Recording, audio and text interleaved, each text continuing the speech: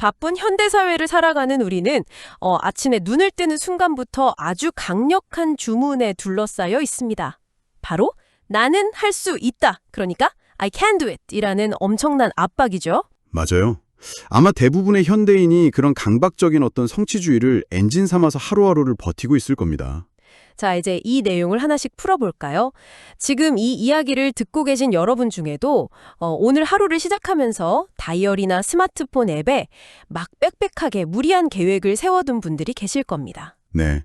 내가 조금만 더 뼈를 깎는 노력을 하고 시간을 빈틈없이 통제하면 이 목표를 완벽하게 해낼 수 있을 거라고 스스로를 막 몰아붙이면서 말이죠. 그쵸. 서점 베스트셀러 매대만 가봐도 막 내 운명의 주인이 되어라, 한계를 돌파하라 이런 메시지가 진짜 넘쳐나잖아요. 우리가 삶의 모든 변수를 통제할 수 있다는 믿음은 사실 현대사회를 굴러가게 하는 아주 강력한 환상입니다. 그래서 오늘 우리가 깊이 파고들 출처 문헌은 바로 그 지점, 우리가 너무나 당연하게 믿고 있는 맹목적인 성취주의에 대해 아주 도발적이고 서늘한 질문을 던지고 있습니다. 네, 오늘 다룰 텍스트는 종교적이고 철학적인 관점에서 쓰인 피조 세계의 이치에 대한 문헌이죠. 맞습니다.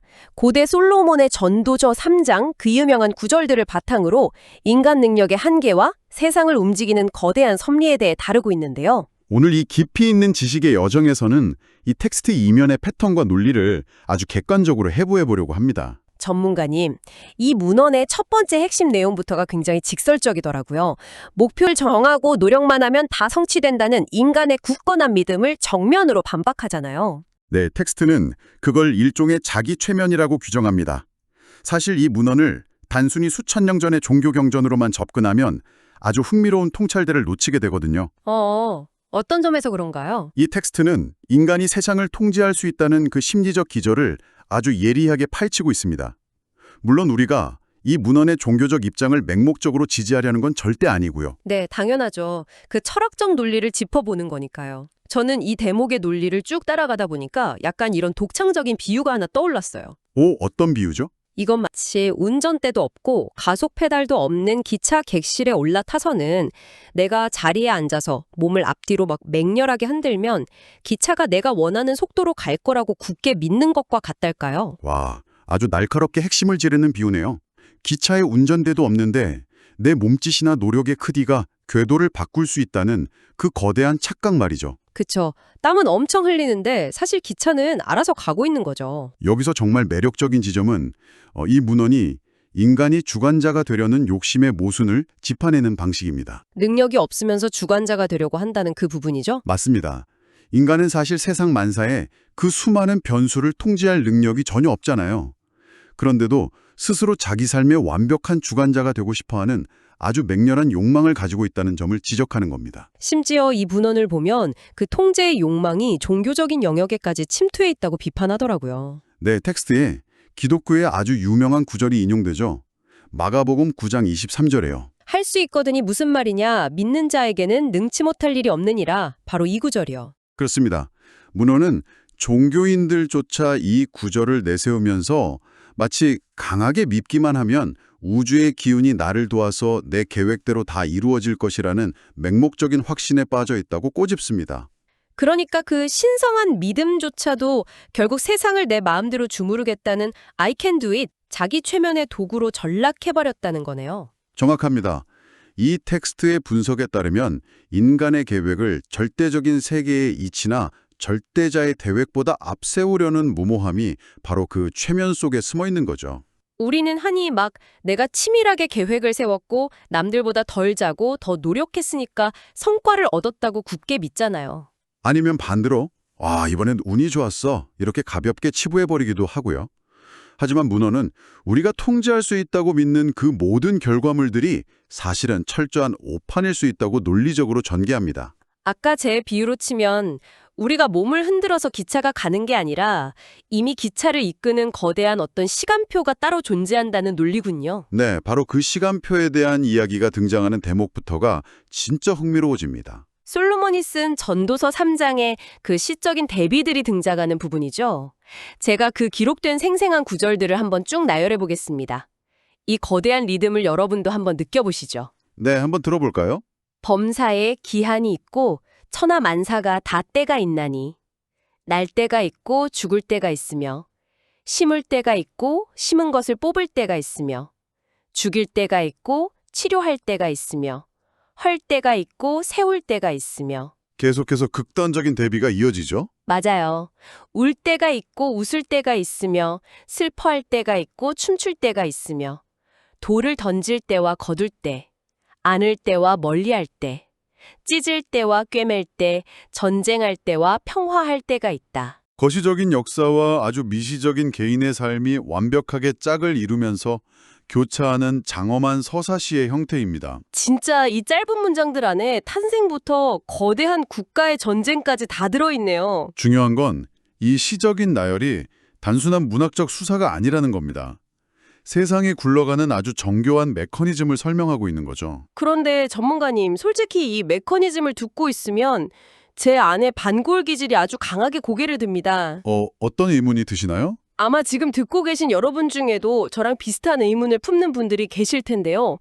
그렇다면 이 모든 게 도대체 무슨 의미가 있는가 하는 겁니다. 모든 게 정해져 있다면 말이죠. 네, 만사의 시작과 끝이 그 시간표에 다 정해져 있고 인간의 얄팍한 능력으로 그걸 당기거나 미룰 수도 없다면 우리가 아침에 일찍 일어나서 치열하게 노력하는 건 대체 무슨 소용입니까? 텍스트 논리대로라면 그냥 아무것도 안 하고 가만히 누워 있어야 하는 거 아니냐 이런 질문이시죠? 맞아요. 완전 허무해지잖아요. 이 대목에서 아주 중요한 철학적 질문이 제기되는 셈입니다.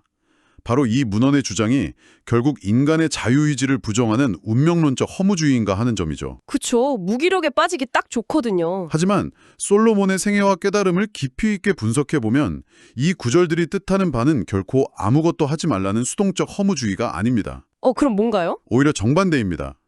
이 정해진 기한과 때의 존재는 세상을 설계한 명백한 주관자의 존재를 역설적으로 확증하는 가장 강력한 증거로 작동합니다. 허무주의가 아니라 주관자의 존재를 확증하는 증거요. 그 두 가지 개념이 구체적으로 어떻게 연결되는 건가요? 누군가 그 기한을 의도적으로 설정했음을 암시하거든요. 누군가 세팅을 해놨다. 네, 흔히 철학에서 말하는 시계공의 비유를 떠올려 보시면 쉽습니다. 아주 정교하게 맞물려서 오차없이 돌아가는 시계의 톱니바퀴를 본다면 어떨까요? 당연히 우연히 만들어졌다고 생각 안 하죠. 시계를 만든 지성적인 시계공이 있겠구나 유추하잖아요. 바로 그겁니다. 마찬가지로 만사의 시작과 끝이 인간의 능력 밖에서 어떤 명백한 목적을 향해 질서정연하게 움직이고 있다면 세상이 혼돈 속에 방치된 게 아니라는 뜻입니다. 철저히 주관자의 계획과 압도적인 능력 아래에 있다는 거네요. 문헌은 솔로몬 왕이 그 권력과 지혜를 다 누려본 생애의 끝에서 만사가 인간의 얄팍한 뜻이 아니라 이 절대자의 정하신 뜻에 따라 실현된다는 걸 뼈저리게 경험했다고 기록하고 있죠. 듣고 보니까 시각이 완전히 뒤집히네요. 그러니까 이 정해진 기한이라는 게 나를 무기력하게 만드는 족쇄가 아니군요. 네, 족쇄가 아닙니다. 오히려 이 거대하고 복잡한 시스템이 누군가의 완벽한 통제 아래 흘러가고 있다는 걸 약간 안내판 같은 거네요. 이 문헌이 제시하는 가장 전북적인 사유가 바로 거기에 있습니다. 그리고 이 원리가 단순히 개인의 미시적인 삶에만 국한되지 않는다고 텍스트는 아주 강하게 논증하죠. 이걸 조금 더 큰 그림과 연결해 보는 거군요. 네, 한 국가나 민족의 장구한 역사 속에서도 이 거대한 섭리의 패턴이 일관되게 작용하고 있음을 이스라엘의 역사를 통해 증명해냅니다. 맞아요. 문헌의 다음 부분을 보면 이스라엘 민족의 굵직한 역사적 사건들이 막 파노라마처럼 등장하잖아요. 가나안 땅을 지적적으로 정복한 일부터 시작해서요. 기근을 피해 애굽으로 이주한 일도 나오고요. 또 민족 전체가 징계를 받아서 노예가 됐다가 다시 회복된 일, 국가가 분열됐다가 통합된 일, 그 다윗 왕국의 뼈아픈 패배와 재건까지요. 텍스트는 이 모든 역사적 굴곡을 인간의 정치력이나 군사력의 결과로 보지 않습니다. 오직 절대자의 섭리 방식을 극적으로 보여주는 거대한 무대로 해석하고 있죠. 저는 이 부분을 읽으면서 이게 그냥 역사책 연대기가 아니라는 느낌을 아주 강하게 받았어요. 여기서 이 문헌이 분석하는 섭리의 구체적인 방법론이 무척 흥미롭습니다. 문헌에 따르면 절대자는 세상을 이끌어갈 때 항상 두 가지 극단적인 도구를 겸하여 활용한다고 해요. 두 가지 극단적인 도구요. 네, 바로 곤고함, 즉 고난과 형통함이라는 성공입니다. 이 두 가지를 아주 정밀하게 교차시키면서 활용한다는 거죠. 고난과 성공이라는 상반된 경험을 섞어서 쓴다는 관점이군요. 그렇습니다. 문헌은 바로 이 지점에서 인간이 흔히 저지르는 치명적인 심리적 착각을 꼬집어요. 일상에서 겪는 패턴을 한번 떠올려 보시죠. 사람들은 보통 깊은 고난이 닥치면 어떻게 반응합니까? 보통은 즉각적으로 자책 모드에 빠지죠. 내가 도대체 뭘 잘못했길래 이런 일이 생기지? 하면서 운명을 저주하기도 하고요. 혹은 다른 양상도 나타나지 않나요?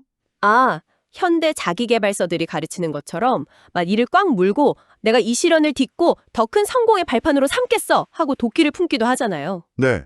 그럼 반대의 경우 삶의 형통함이 찾아와서 일이 막 술술 풀리고 큰 성공을 거두었을 때는 어떻습니까? 그때는 겉으로는 겸손한 척해도 속으로는 막 역시 내가 남들 놀 때 잠 안 자고 노력한 결실이야. 내 통찰력이 빛을 발했어. 이렇게 자만하게 되죠. 가끔은 이번에 운이 기가 막혔어. 이러기도 하고요. 이 문헌의 관점에 따르면 그 두 가지 태도, 그러니까 자책이나 도끼, 그리고 자만심이나 행운론은 모두 세계의 이치를 전혀 이해하지 못한 철저한 오판입니다. 전부 다 틀렸다는 거네요. 네. 텍스트 논리 안에서 고난은 내가 못나서 받는 벌도 아니고 성공을 위해 밟고 일어서야 할 도락대도 아닙니다. 성공 역시 내 노력의 당연한 결실이거나 우연한 행운이 아니라는 거죠. 그럼 도대체 뭡니까? 문헌은 이 두 가지 모두가 인간의 알량한 능력을 비웃기라도 하듯 절대자의 정하신 때를 따라 주어지는 철저한 섭리의 결과물이라고 못 박습니다. 와, 섭리의 결과물이요? 네, 텍스트는 경고합니다. 이 거대한 섭리의 메커니즘을 인식하지 못하면 우리의 삶은 영문도 모른 채 채찍질 당하며 달려야 하는 피곤하고 무의미한 쳇바퀴에 불과해진다고요. 피곤하고 무의미한 쳇바퀴. 그 표현이 정말 뼛속 깊이 와닿네요. 아까 제가 들었던 기차 비유로 다시 돌아가 보면 확 이해가 됩니다. 내가 기차를 굴린다고 생각하면 피곤할 수밖에 없죠. 그러니까요. 내 힘으로 기차를 앞으로 보내겠다고 객실 안에서 몸을 미친 듯이 흔들며 땀을 뻘뻘 흘리고 있는데 사실 기차는 알아서 레일 위를 달리고 있었던 거잖아요. 자기가 몸을 흔들어서 기차가 간다고 믿는 승객의 삶이 얼마나 고단하겠습니까? 창밖의 아름다운 풍경을 볼 여유조차 없을 테니까요. 자, 그렇다면 이 문헌이 궁극적으로 도달하고자 하는 결론은 뭘까요? 텍스트 후반부를 보면 우리가 나눈 이 통찰들이 결국 종교 철학에서 말하는 예정론의 사상적 골격을 형성한다고 하던데요. 보통 예정론이라고 하면 특정 종교 교리에 갇혀서 생각하기 쉬운데요. 오늘 이 문헌이 직조에는 예정론의 뼈대를 해부해보면 세 가지 굵직한 사회 축으로 이루어져 있습니다. 그 세 가지 축이 어떻게 연결되는지 한번 따라가 보죠. 첫 번째는 뭔가요? 가장 먼저 전제하는 것은 우주적 계획의 영원성입니다. 인간이 겪는 모든 만사가 창세전, 즉 시간이라는 개념이 생기기도 전에 이미 작정되어 있다는 거죠. 시간이라는 물리적 개념이 생기기도 전이요. 네. 이것은 섭리를 주관하는 절대자의 속성 자체가 시간의 제약을 받지 않는 영원한 존재임을 역설적으로 증명합니다. 우리의 좁은 시야로는 가늠조차 안 되는 압도적인 스케일이죠. 진짜 그러네요. 우리는 막 오늘 당장 마감할 업무 기한이나 다음 달 계획에 목매면서 전전긍긍 하는데 스케일이 아예 다르잖아요. 바로 그 점이 자연스럽게 두 번째 축으로 이어집니다. 그토록 거대하고 영원한 계획이 수많은 우연과 변수로 가득 찬 이 현실 세계에서도 한치 오차 없이 온전히 성취된다는 사실입니다. 아, 현실 세계에서 그게 오차 없이 드러난다. 문헌은 이것이야말로 절대자가 만사의 주관자이심을 증명하고 그 압도적인 통제 능력을 세상에 가장 극명하게 드러내는 방식이라고 설명합니다. 그 논리대로라면 결국 세상에 일어나는 모든 일은 절대자의 전능함을 시연하는 거대한 무대라는 뜻이군요. 그런데 전문가님, 여기서 저는 진짜 가장 날카로운 세 번째 논점으로 넘어가게 돼요. 어떤 부분이죠? 만약 우리 삶에 일어나는 모든 일이 내 노력의 결과가 아니라 그 거대한 계획의 증명일 뿐이라면요. 우리가 아등바등하면서 겪는 이 개별적인 경험들 있잖아요. 취업에 성공하거나 사업에 실패하거나 하는 일들이요? 예, 기뻐하고 좌절하고 사랑하는 사람을 잃고 슬퍼하는 이 모든 구체적인 사건들의 가치는 도대체 어디서 찾아야 하는 걸까요? 우리의 세속적인 가치체계를 완전히 전복시킵니다. 완전히 뒤집어 버리는군요. 절대자의 작정대로 섭리되는 세상의 모든 만사는 그 결과의 성공이나 실패 여부와 상관없이 그 자체로 고유하고 궁극적인 가치를 지닌다는 겁니다. 실패든 성공이든 그 자체로 가치가 있다고요? 인간의 좁은 시야로는 철저한 실패처럼 보이고 비극처럼 보이는 일련의 과정들조차도 그것이 절대자의 거대한 계획 안에서 정교하게 섭리된 것이라면 거기엔 우리가 짐작도 못할 거룩한 가치가 숨어 있다는 거죠. 잠깐만요. 이 대목에서 이 문헌이 주장하는 논리의 퍼즐이 제 머릿속에서 완벽하게 하나로 확 맞춰지는 느낌입니다. 아, 어떤 퍼즐이 맞춰지셨나요?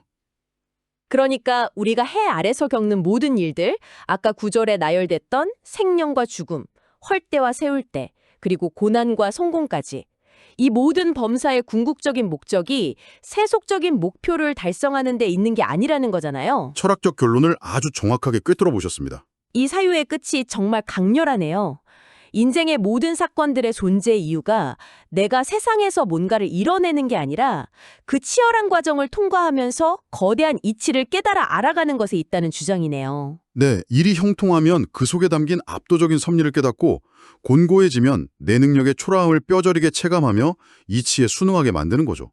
와, 이 관점에서 보면 우리가 겪는 인생의 희로애락은 결국 세계의 주관자를 인식하도록 세팅된 완벽한 교육 과정이 되는군요. 우리가 통제할 수 없었던 수많은 우련과 필연들이 사실은 단 하나의 거대한 목적, 즉 주관자를 인식하게 만드는 것을 향해 기가 막히게 조율되어 있다는 것. 이게 이 문헌이 현대를 향해 던지는 가장 묵직한 통찰입니다. 오늘 우리가 한 겹 한 겹 해부해본 이 텍스트는 경쟁 시대를 살아가는 우리에게 엄청난 생각의 전환을 요구합니다. 우리는 내 힘으로 인생의 변수를 다 통제해야 한다는 숨막히는 압박감 속에 살고 있잖아요. 항상 I can do it을 외쳐야만 하는 피곤한 사회죠. 그런데 때로는 완전히 내 통제권을 벗어난 거대한 섭리와 기한이 존재한다는 이 관점을 가져보는 것만으로도 이 피곤한 삶에 놀라운 안도감과 해방감을 주지 않나요? 깊이 공감합니다. 이 문헌의 지혜는 특정 종교를 넘어선 보편성을 지니죠. 살다 보면 인간의 의지로는 도저히 통제 안 되는 거대한 파도를 마주할 때가 반드시 오거든요. 갑작스러운 질병이나 경제적 위기 같은 거요. 네, 그 캄캄한 막막함 앞에서 우리가 어떤 태도를 지녀야 하는가에 대해 아주 깊은 철학적 닻을 제공합니다. 내 통제력이 무너지는 그 순간이 끝이 아니라 숨겨진 더 큰 이치를 발견할 수 있는 위대한 인식의 시작점이라는 메시지죠. 맞습니다. 그래서 오늘 이 깊이 있는 지식의 여정을 마무리하면서 듣고 계신 여러분의 사유를 한 차원 더 끌어올릴 아주 도발적인 질문을 하나 던지고 싶습니다. 아주 기대가 되는데요. 오늘 문헌의 핵심은 결국 모든 만사의 궁극적 가치가 거대한 이치를 알게 하는 데 있다는 것이었죠. 만약 여러분이 겪어온 뼈아픈 실패나 가슴 벅찬 성공이 단순히 목표 달성을 위한 결과물이 아니었다면 어떨까요? 단지 무대장치에 불과하다면 말이죠. 네, 철저히 이 세계의 이치를 깨달아 알아가도록 너무나도 정밀하게 설계된 무대 장치라면요. 당장 내일 여러분이 완벽하게 통제했다고 믿었던 계획이 송두리째 무너졌을 때 여러분은 그 낯선 사건을 내 인생을 방해하는 짜증나는 비극으로 튕겨내시겠습니까? 아니면 거대한 이치를 새롭게 발견할 기회로 환영할 것인가? 바로 그겁니다. 운전대도 없는 기차 안에서 내 힘으로 속도를 내겠다며 계속 땀 흘리고 몸을 흔들 것인지 아니면 힘을 빼고 기차를 이끌어가는 압도적인 동력을 묵묵히 응시할 것인지 그 인식의 전환은 이제 여러분의 몫입니다. 여러분 스스로 깊이 탐구해 볼 만한 훌륭한 질문이네요. 오늘 저희가 준비한 깊이 있는 문헌 탐구는 여기까지입니다. 여러분의 멈추지 않는 지적 호기심을 항상 응원하며 다음번 지식의 여정에서도 우리의 세계관을 뒤흔들 예리한 통찰을 모아 다시 찾아오겠습니다. 함께해 주셔서 진심으로 감사합니다.